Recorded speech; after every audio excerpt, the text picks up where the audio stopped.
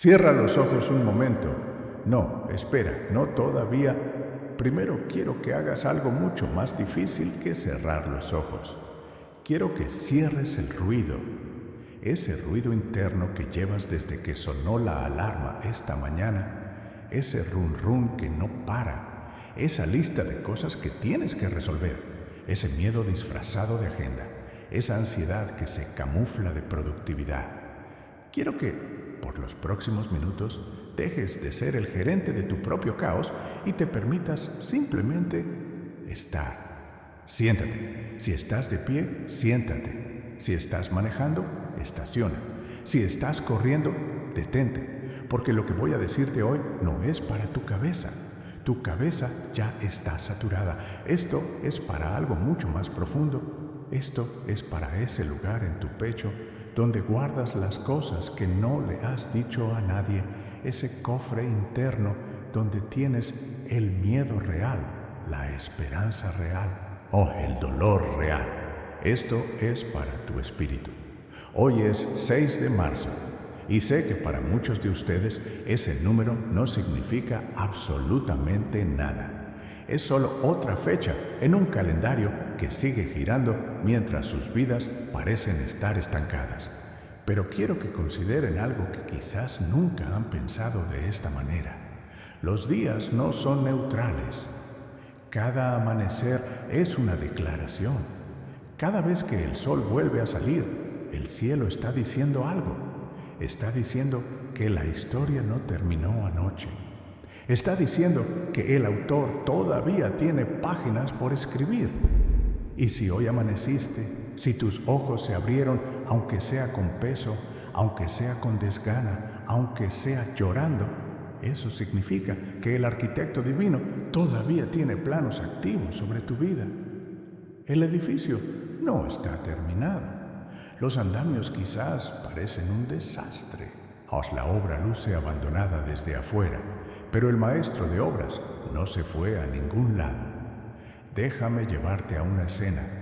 Imagínate un desierto, pero no el desierto turístico que ves en las postales, no ese desierto romantizado con dunas perfectas y amaneceres fotogénicos.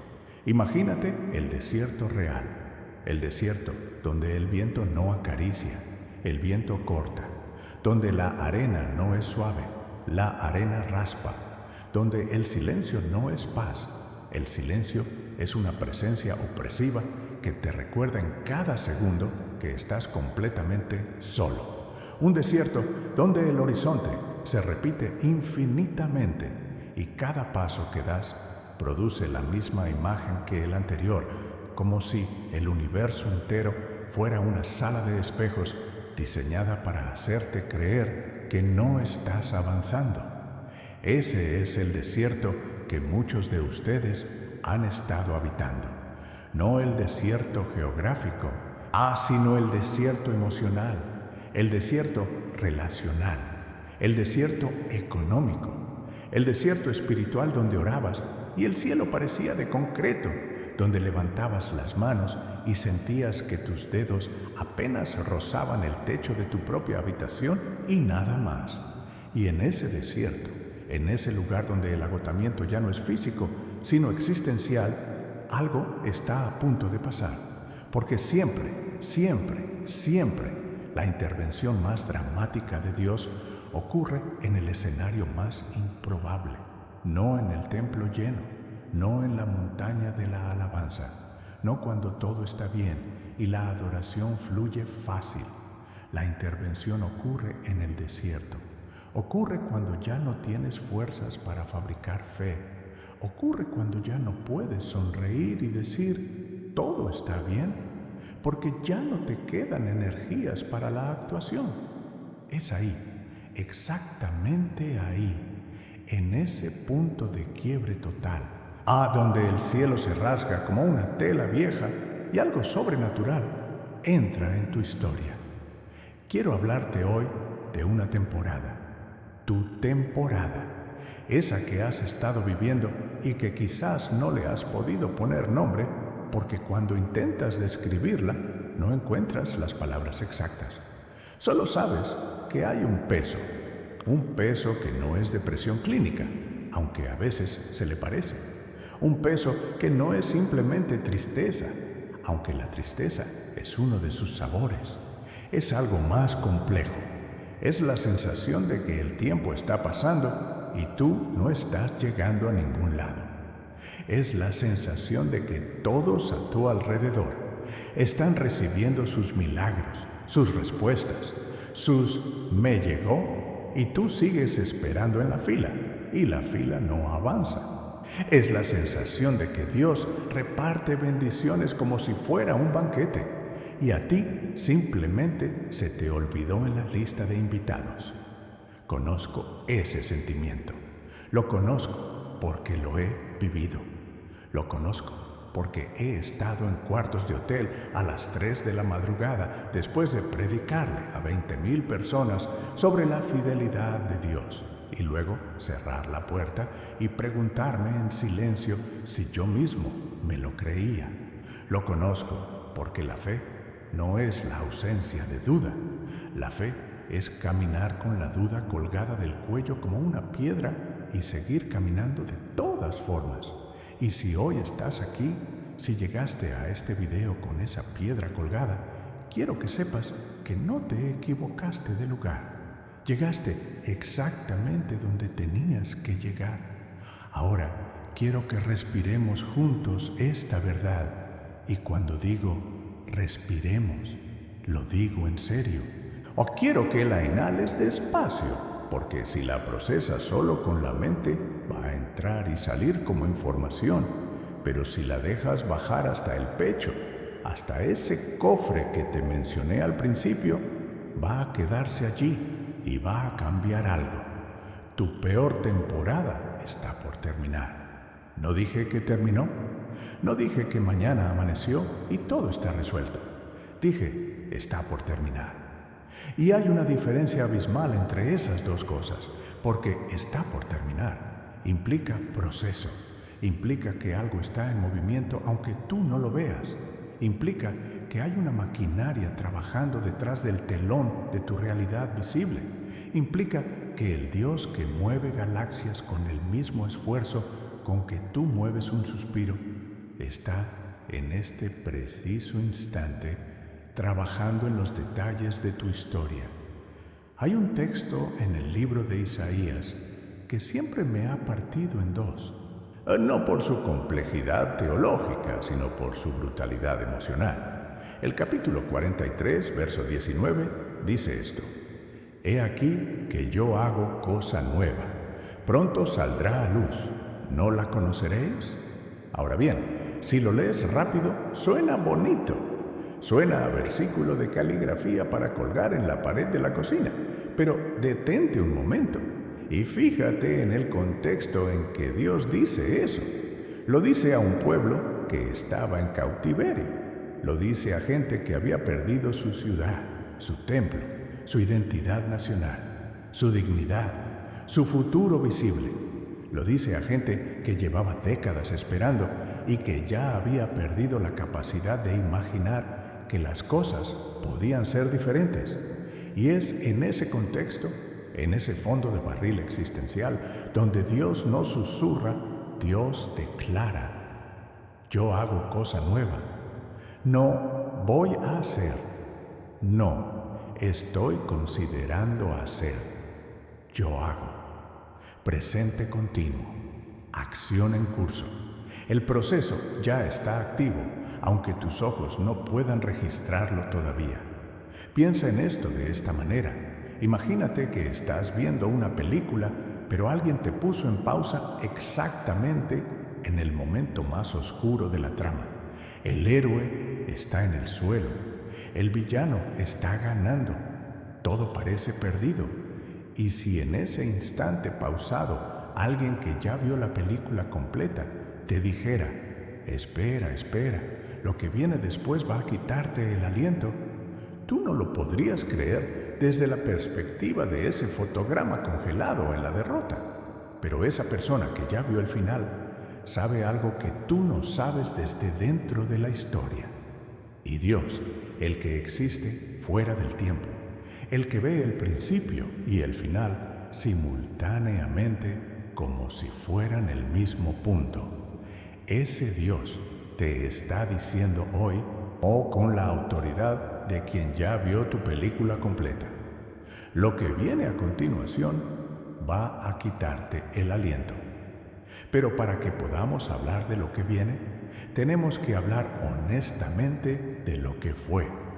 Porque hay algo que hacemos los seres humanos cuando llevamos demasiado tiempo en el desierto.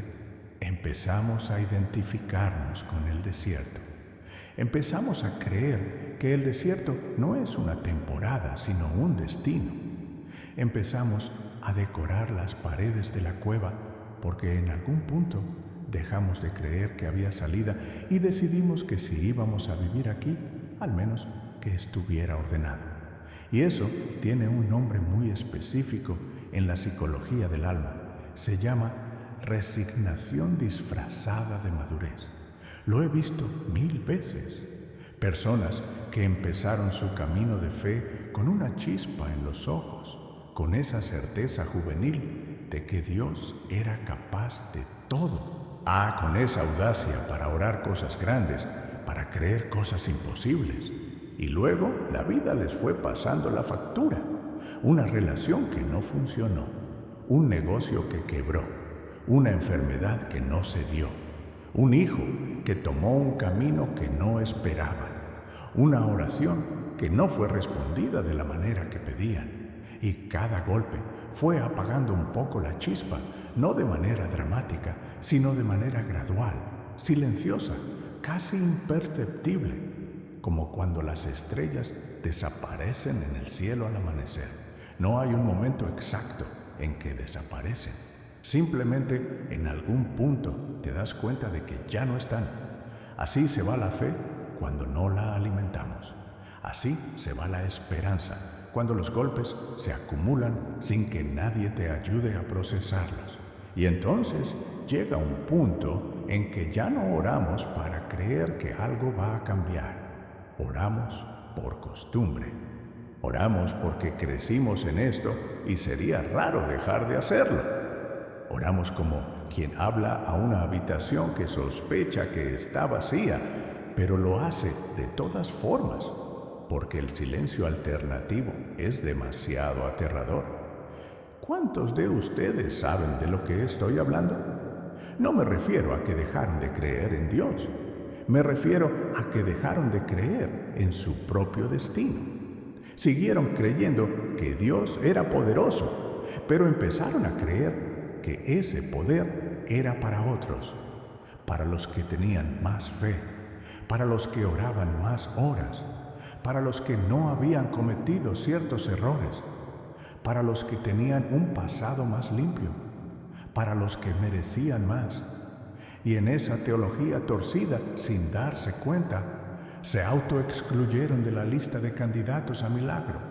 Necesito decirte algo que puede que nadie te haya dicho con estas palabras exactas. Y quiero que lo recibas no como un concepto teológico, sino como un abrazo verbal. El milagro no funciona por méritos. La gracia, por definición, es inmerecida. Si la merecías, no sería gracia, sería un salario. Y Dios no te paga un salario, Dios te da una herencia. La herencia no se gana, la herencia se recibe por linaje. Y tu linaje espiritual, tu código genético divino, te dice que eres hijo del Rey del universo. Y los hijos del Rey no mendigan en las puertas del palacio. Los hijos del Rey se sientan a la mesa. Pero la historia que Dios está escribiendo con tu vida no es solo sobre ti. Aquí es donde quiero que amplíes el lente de tu perspectiva, porque a veces estamos tan cerca del cuadro que no podemos ver el mural completo. La historia de tu vida tiene dimensiones que van mucho más allá de lo que tus ojos pueden registrar. Hay generaciones enteras que están siendo afectadas por lo que tú decidas hacer con tu fe en esta temporada. Hay un legado que está siendo forjado en el calor de esta tribulación. Hay personas que todavía no han nacido, que van a escuchar tu historia y van a encontrar en ella el combustible para su propia fe. Tu dolor tiene audiencia futura. Tu proceso tiene propósito eterno.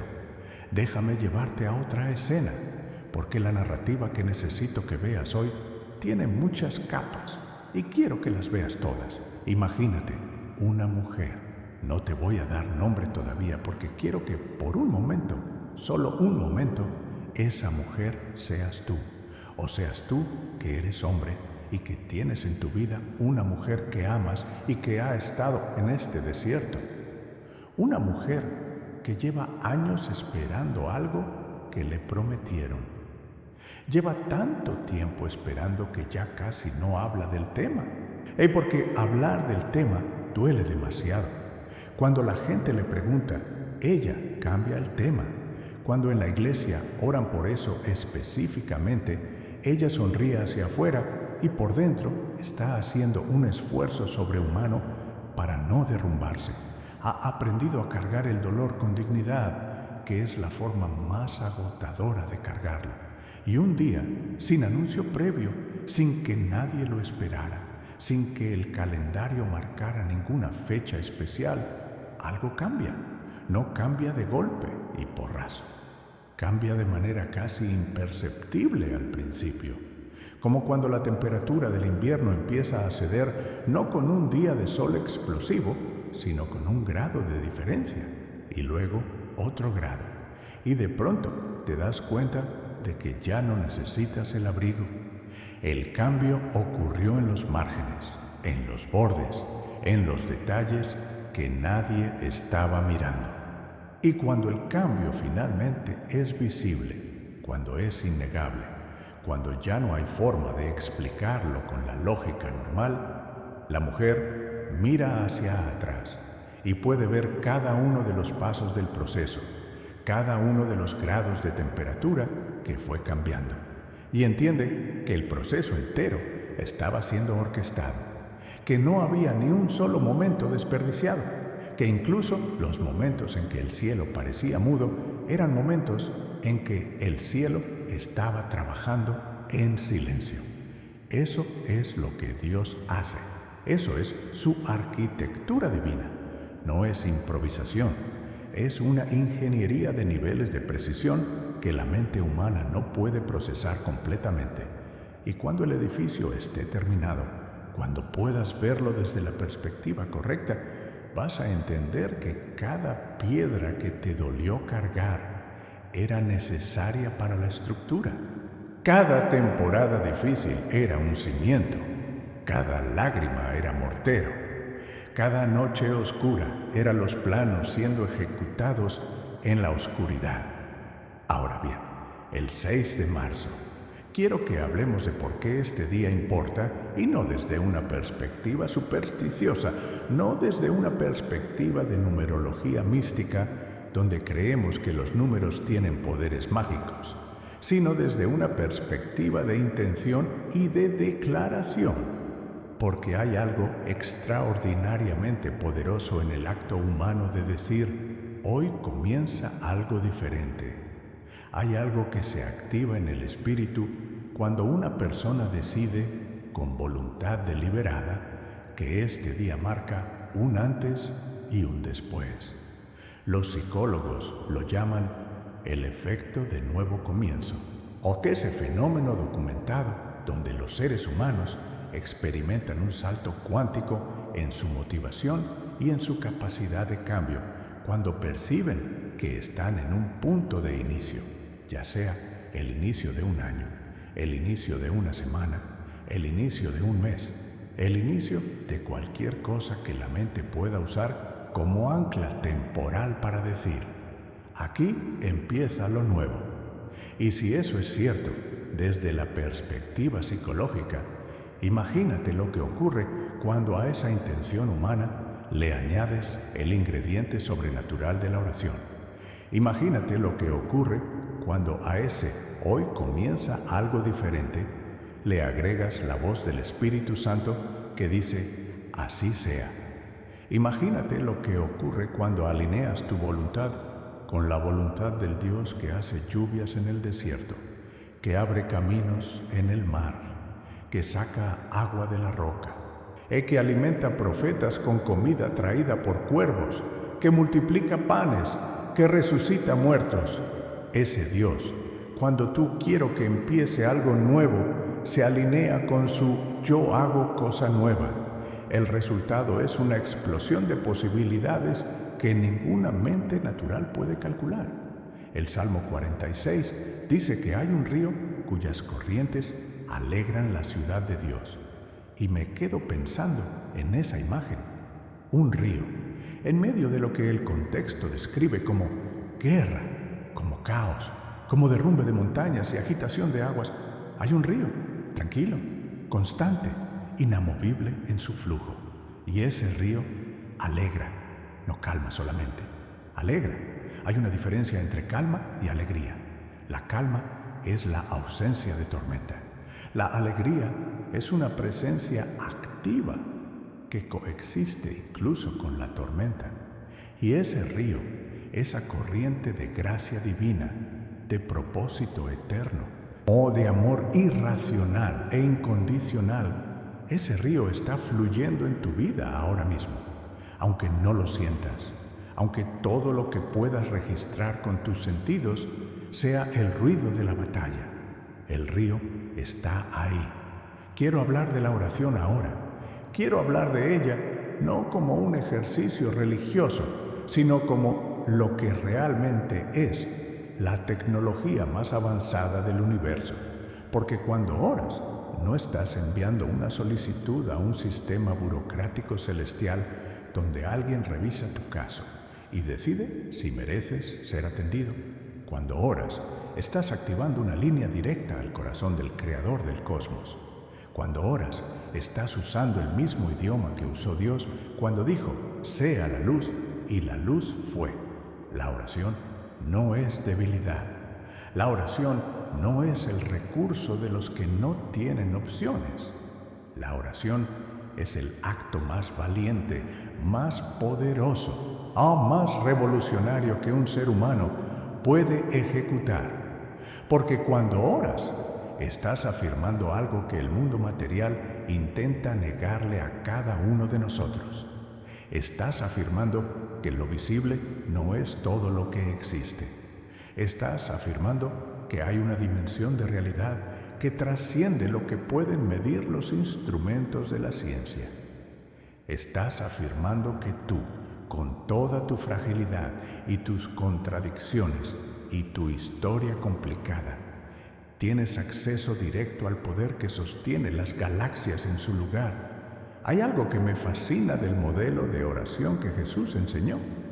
Cuando los discípulos le pidieron, enséñanos a orar, Él no les dio una lista de técnicas, no les dio un manual de procedimientos, no les dijo, primero alabas durante 20 minutos, luego intercedes por 10, luego pides por 5, luego agradeces por 3.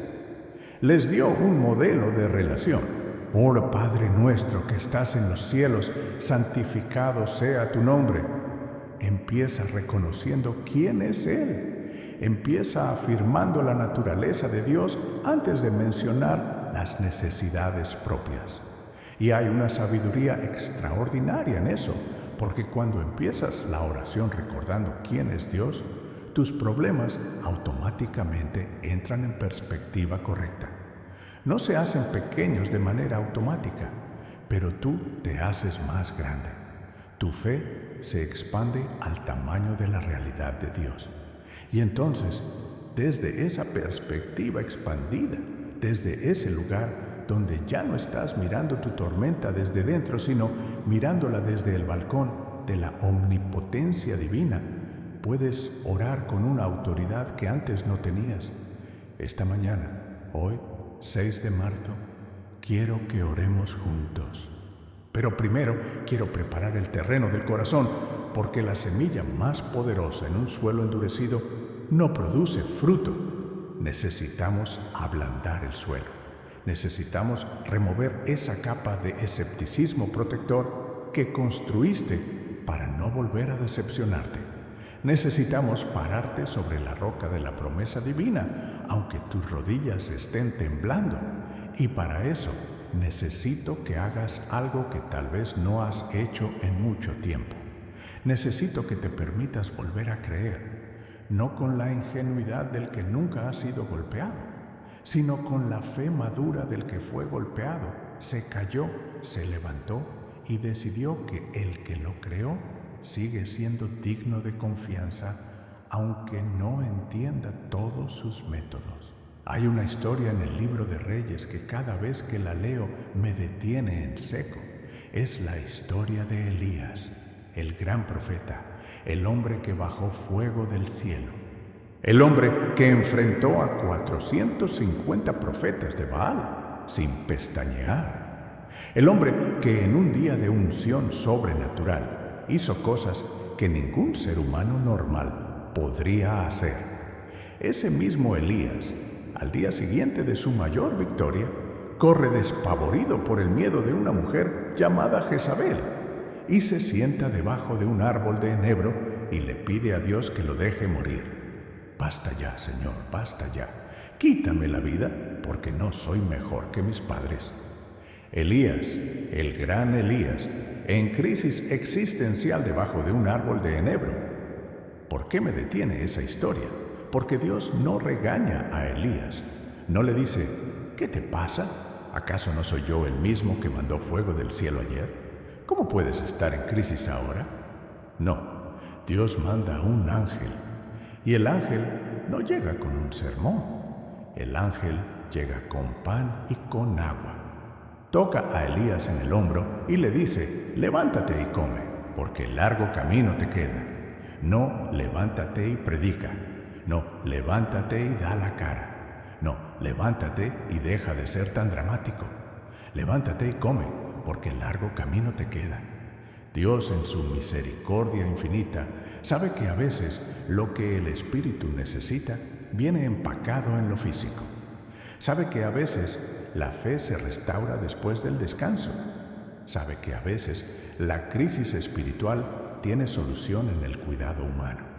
Y en tu crisis, en tu árbol de enebro particular, Dios no te está pidiendo que seas fuerte. Te está tocando en el hombro y diciendo, levántate y come, porque el largo camino te queda. Ese largo camino que Elías tenía por delante era el monte de Dios. Era el encuentro cara a cara con lo divino. Era la restauración total. Era el legado que incluiría a Eliseo, su sucesor, en cuya historia continuaría después de la suya y cuyas obras serían el doble. El largo camino que parecía agotamiento era en realidad arquitectura divina hacia algo extraordinario. Y el largo camino que tienes por delante tú, ese que hoy se ve como interminable desierto, ese que hoy te agota solo de pensar en él, ese camino tiene un destino que tus ojos todavía no pueden registrar, pero que el omnisciente ya tiene en los planos. Y aquí quiero hablar de algo que pocas veces se dice en los espacios espirituales porque incomoda a mucha gente, pero que yo creo que necesitamos decir hoy con claridad. El sufrimiento no siempre es consecuencia del pecado. A veces el sufrimiento es consecuencia del propósito. Y no lo digo para romantizar el dolor, os lo digo para liberarte de esa teología cruel que te tiene buscando qué hiciste mal cada vez que algo sale mal. Hay personas que están pasando por temporadas difíciles, no porque Dios esté castigándoles, sino porque Dios está formándoles. Hay una diferencia abismal entre el fuego del castigo y el fuego de la fragua. El herrero no pone el metal en el fuego porque lo odia. Lo pone en el fuego porque quiere darle una forma que no puede darle en frío. Y el metal en el fuego no está siendo destruido, está siendo definido. ¿Quién eres tú cuando la presión es máxima? ¿Quién eres tú cuando todo lo que parecía seguro se desmorona? ¿Quién eres tú cuando ya no puedes depender de los recursos externos y tienes que ir a lo más profundo de lo que realmente crees. Eso es lo que el fuego revela. No destruye el oro, destruye la escoria. Y lo que queda cuando el fuego termina es algo tan puro, tan auténtico, tan real, que no tiene precio. Eso eres tú después de esta temporada. Oro refinado, no gold-plated, no dorado por fuera y de otro material por dentro. Oro real, probado, auténtico. Ahora quiero que hablemos de los ángeles. Y no de la manera en que Hollywood los presenta, con halos y túnicas blancas flotando entre nubes. Quiero hablarte de ellos de la manera en que la Biblia los describe, que es mucho más impresionante y mucho más relevante para tu vida hoy. El Salmo 91, ese texto que es como un escudo de guerra espiritual, dice esto: pues a sus ángeles mandará acerca de ti que te guarden en todos tus caminos. Mandará. Imperativo divino. No es una sugerencia, no es un favor que Dios le pide a sus ángeles, es una orden. Y la pregunta que me hago es, ¿cuándo fue la última vez que consideraste que hay seres del orden sobrenatural que tienen instrucciones específicas de Dios acerca de tu vida? No estás caminando solo por el desierto, nunca lo has estado. Hay una dimensión de protección y de guía que ocurre alrededor tuyo en el plano espiritual, que tus ojos físicos no registran. Hay batallas que se libran en el invisible por causa de tu destino. Hay intervenciones que ocurren en el tejido de tus circunstancias que explican esos justo a tiempos que has experimentado en tu vida. Esa llamada que llegó en el momento exacto. Esa persona que apareció cuando no había ninguna lógica para que apareciera. Esa puerta que se abrió cuando todas las demás estaban cerradas. Esa idea que te llegó a las 3 de la mañana y que cambió todo. ¿Coincidencia? La coincidencia es el nombre que le ponemos a la intervención divina cuando no queremos parecer religiosos en la conversación. Daniel, en el Antiguo Testamento, ora una oración y el ángel Gabriel le aparece y le dice algo que me electriza cada vez que lo leo. Le dice: desde el primer día que dispusiste tu corazón a entender y a humillarte delante de tu Dios, fueron oídas tus palabras, y a causa de tus palabras yo he venido. Desde el primer día. La respuesta salió el mismo día que la oración fue hecha, pero tardó 21 días en llegar. ¿Por qué? Porque había una batalla en el espiritual, porque había resistencia, porque el camino entre el trono de Dios y la realidad visible de Daniel era un campo de guerra. Y el mensajero celestial llegó eventualmente, tardó 21 días, pero llegó. Y la primera palabra que le dijo a Daniel fue: no tengas miedo. No, aquí está la respuesta que pediste. Primero, no tengas miedo, porque Dios entiende que cuando llevamos tiempo esperando, el miedo es el primer obstáculo que hay que remover para que la bendición pueda aterrizar correctamente.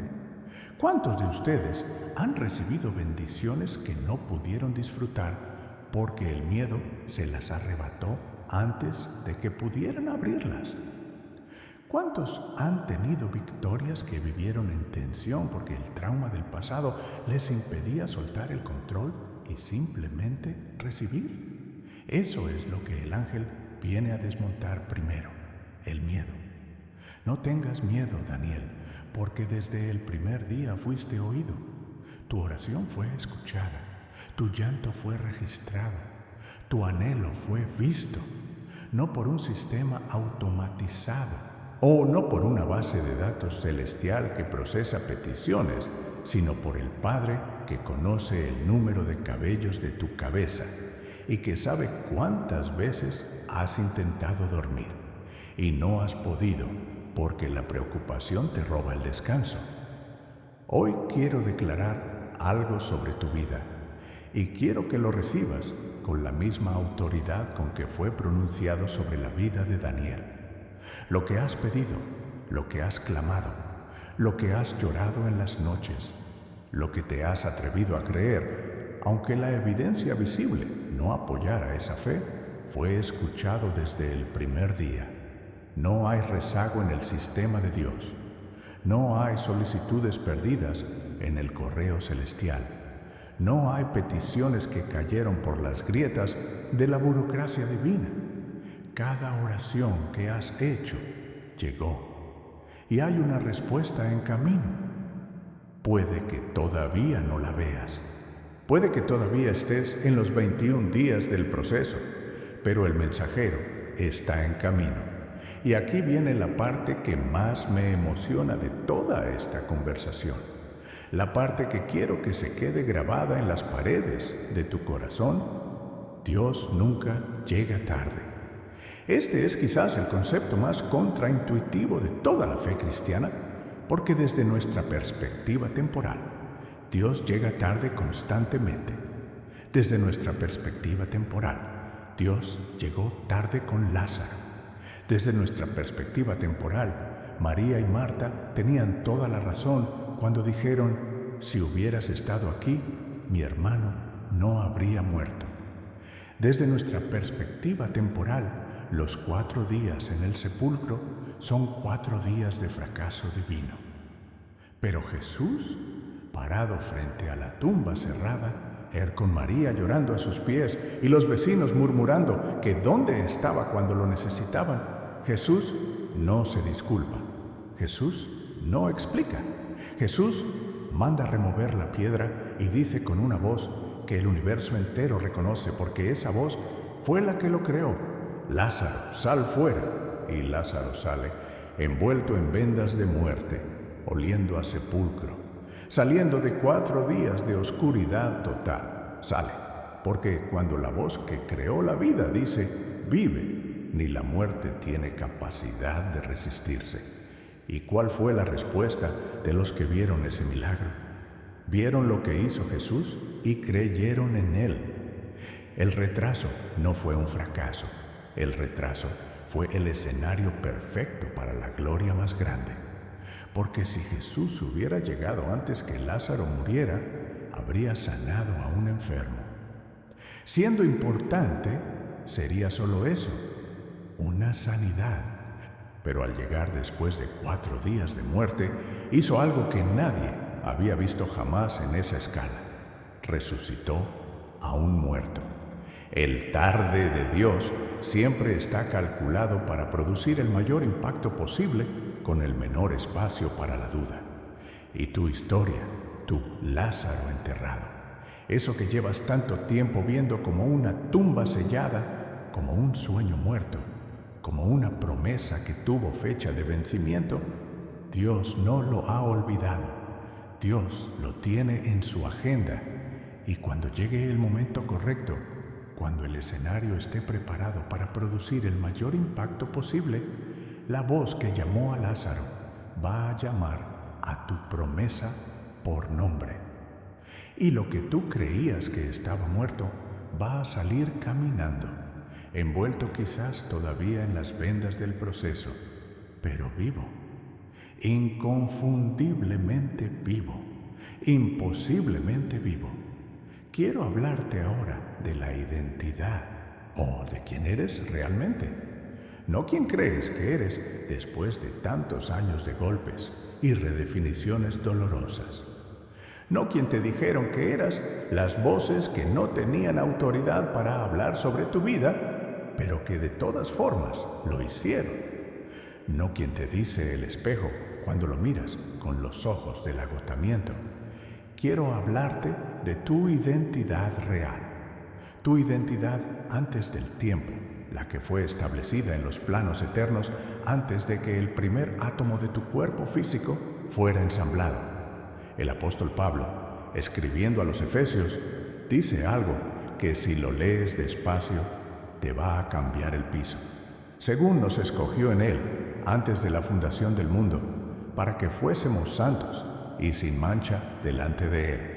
antes de la fundación del mundo, antes de que hubiera universo, antes de que hubiera espacio-tiempo, o antes de que hubiera historia que registrar, antes del primer segundo del primer día del primer año, Dios ya te había elegido, ya te había visto, ya te había amado, ya tenía un plan específico y personalizado para tu existencia. No eras una variable en la ecuación de la creación, eras el punto de partida de un capítulo específico de la historia divina, que nadie más podía escribir, porque nadie más tiene tu combinación particular de dones, de experiencias, de dolor procesado, de fe forjada en adversidad. Tu linaje es eterno.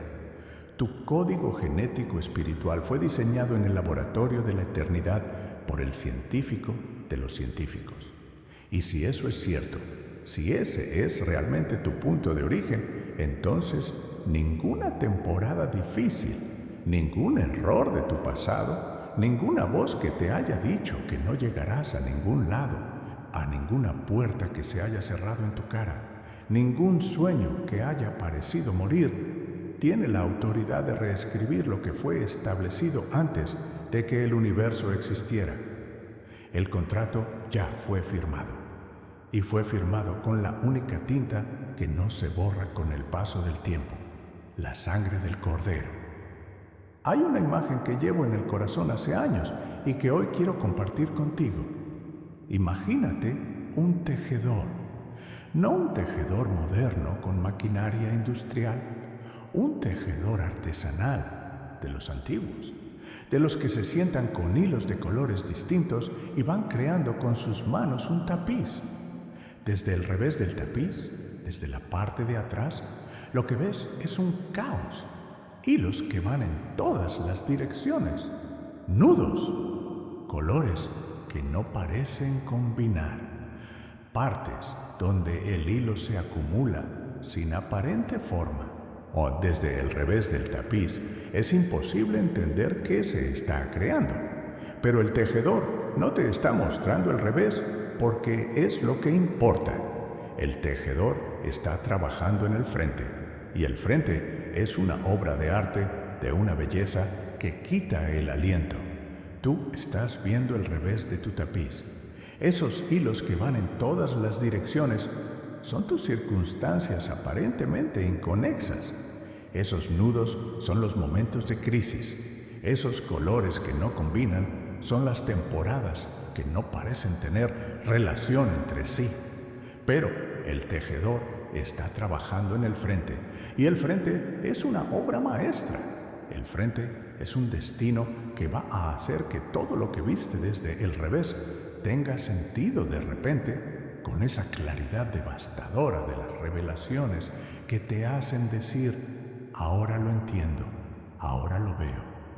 Y cuando veas el frente, cuando Dios te permita girar el tapiz y ver la imagen completa, vas a adorarle con una profundidad que solo es posible cuando has visto sus métodos y has comprobado su fidelidad.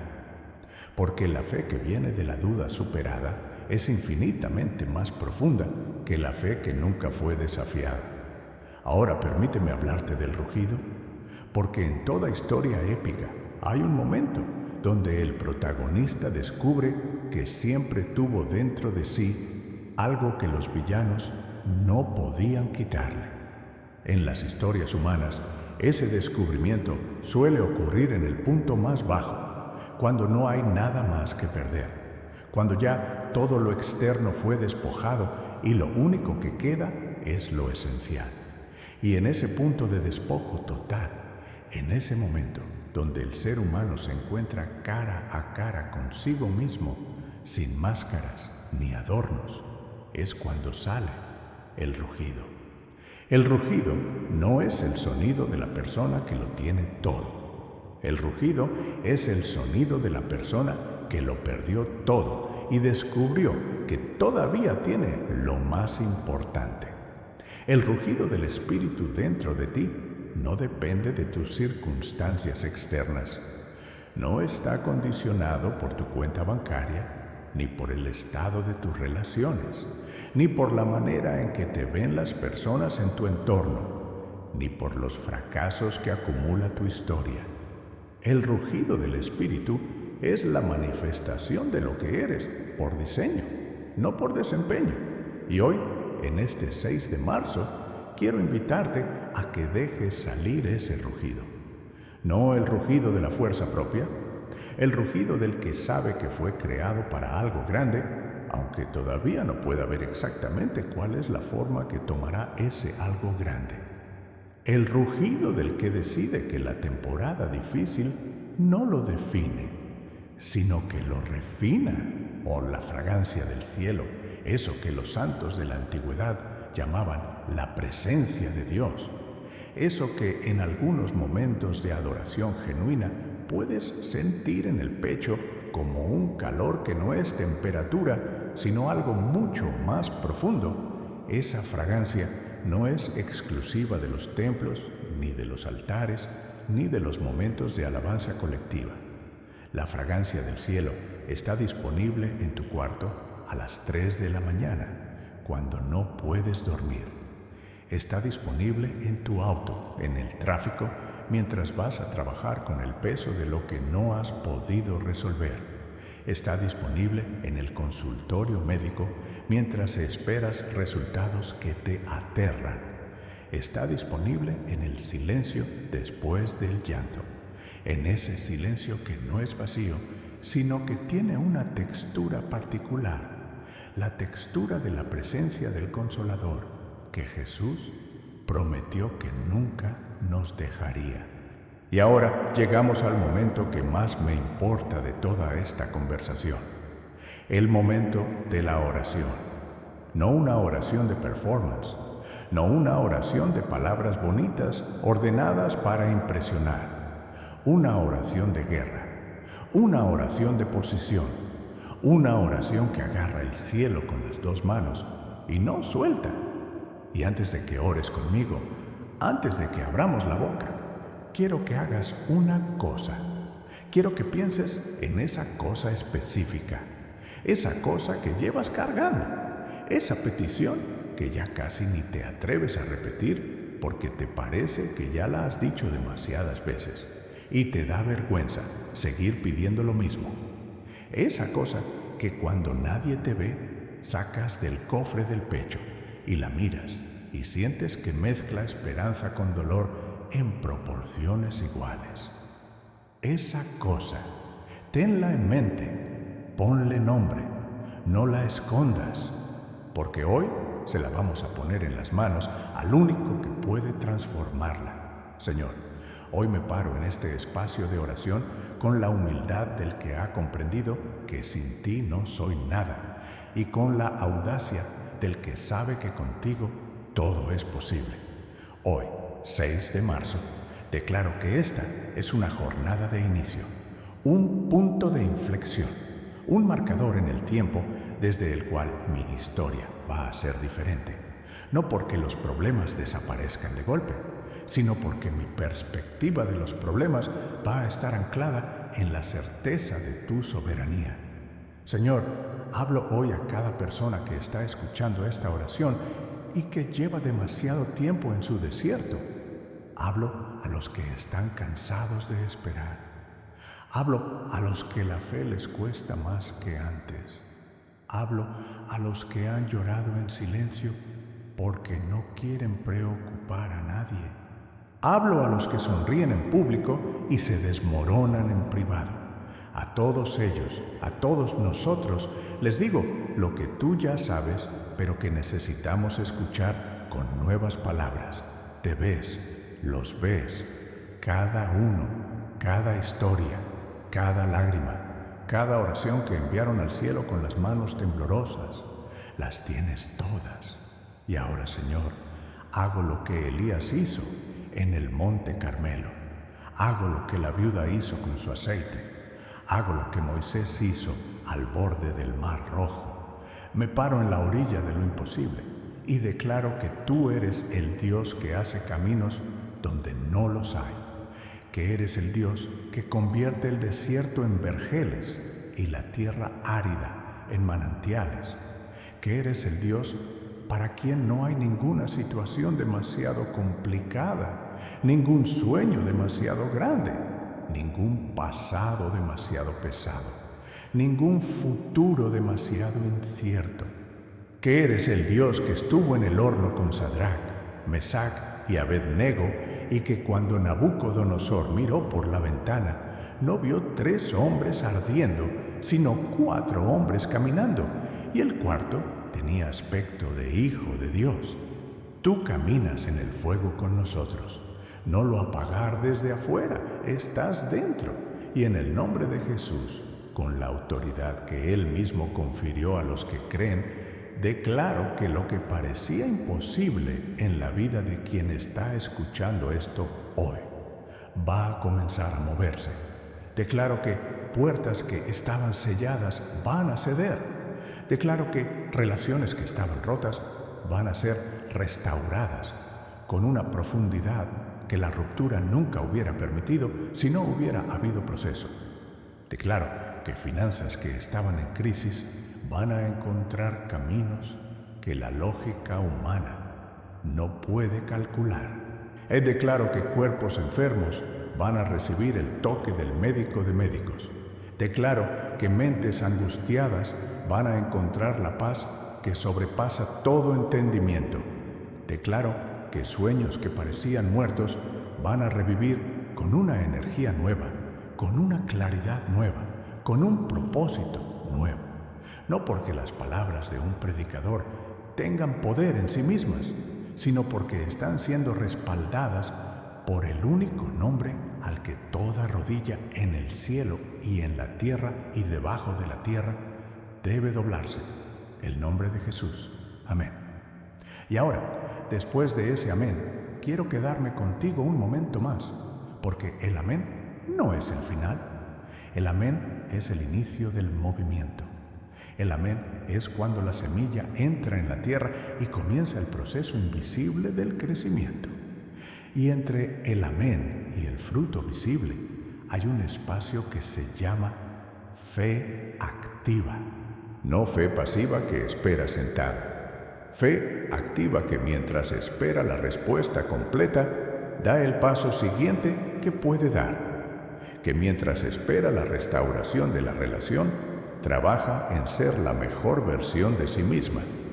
Que mientras espera el milagro financiero, administra con sabiduría lo poco que tiene. Que mientras espera la sanidad completa, cuida el cuerpo con la reverencia de quien sabe que es templo del Espíritu Santo. La fe que Dios honra no es la fe que se sienta a esperar sin hacer nada. Es la fe de Abraham, que salió sin saber a dónde iba. Es la fe de Moisés, que extendió el cayado sobre el mar Rojo antes de que el mar se dividiera. Es la fe de los sacerdotes en el río Jordán, que metieron los pies en el agua antes de que el río se abriera. Es la fe que pone el cuerpo en movimiento aunque el corazón todavía esté procesando. Es la fe que dice, aunque no veo, actúo como si lo que creo fuera ya una realidad. Y esa fe, esa clase de fe que es tan específicamente humana porque requiere la combinación de incertidumbre y confianza simultáneas, esa es la fe que mueve montañas. No te pido que tengas la fe del gigante espiritual. Te pido que tengas la fe del grano de mostaza, pequeña, casi invisible, pero viva. Y la fe viva, aunque sea del tamaño de un grano de mostaza, en las manos del Dios de los ejércitos, es suficiente. Siempre ha sido suficiente. Siempre lo será. Quiero terminar con una imagen. La última imagen de esta conversación, la que quiero que se lleven cuando cierren este video. Imagínate el invierno, no cualquier invierno, el invierno más largo que puedas imaginar. El invierno donde los árboles perdieron todas sus hojas hace tanto tiempo que ya casi te olvidaste de cómo se veían con ellas. El invierno donde el suelo está tan duro y tan frío que la idea de que algo pueda crecer allí te parece francamente ridícula. El invierno que se extendió mucho más de lo esperado y donde el calendario dice primavera, pero afuera todavía hay escarcha. Y entonces, en el suelo aparentemente muerto, en la tierra aparentemente estéril, en el momento en que nadie estaba mirando porque ya nadie esperaba nada de ese suelo, algo rompe la superficie, un brote, pequeño, verde, casi imperceptible, pero vivo, contra toda evidencia, contra toda lógica, contra todo lo que el invierno intentó convencerte de que era posible. La vida encontró su camino, porque la vida siempre encuentra su camino, porque la vida fue el primer acto de Dios y será su acto eterno, porque el Dios de la resurrección no conoce otro idioma que el del y sin embargo vivió. Ese brote eres tú, ese brote es tu fe hoy, en este 6 de marzo, pequeña quizás, frágil quizás, apenas visible quizás, pero viva, absolutamente viva. Y la primavera de Dios está llegando a tu historia con una intensidad que va a hacer que el invierno que padeciste sea el contexto que hace que la primavera sea más hermosa de lo que habría sido sin él. Porque el contraste es parte del diseño. La oscuridad hace la luz más luminosa. El invierno hace la primavera más fragante. Tu temporada difícil hace tu historia más poderosa. Empieza hoy, no mañana, no cuando las circunstancias mejoren, no cuando sientas más fe, no cuando tengas más fuerzas. Empieza hoy, con lo que tienes, con quién eres, o con la fe del tamaño que tienes. Empieza a caminar en la dirección del propósito, aunque no veas el camino completo. Empieza a orar como si el cielo estuviera escuchando, porque está escuchando. Empieza a esperar con expectativa activa, no con la resignación pasiva del que ya no cree que algo puede cambiar, sino con la anticipación vibrante del que sabe que el Dios que prometió es fiel y que si lo dijo, lo hará. Tu peor temporada está por terminar, no porque yo lo digo, sino porque el que hace nuevas todas las cosas ya tiene la nueva estación de tu vida en los planos, y los planos de Dios no tienen errores, no tienen omisiones, no tienen revisiones pendientes, son perfectos, completos, y están siendo ejecutados con una precisión que ningún ingeniero humano podría igualar. Cada detalle de tu historia, cada dolor que experimentaste, cada noche que sobreviviste, cada mañana que decidiste seguir aunque no quisieras, todo eso está siendo incorporado a la obra maestra que es tu destino. Camina, respira, cree y deja que el arquitecto divino haga lo que mejor sabe hacer: construir cosas eternas con materiales que el mundo descartó como inútiles. Tu historia no terminó. Apenas empieza el capítulo más importante y el autor no va a soltar la pluma hasta que el final sea glorioso.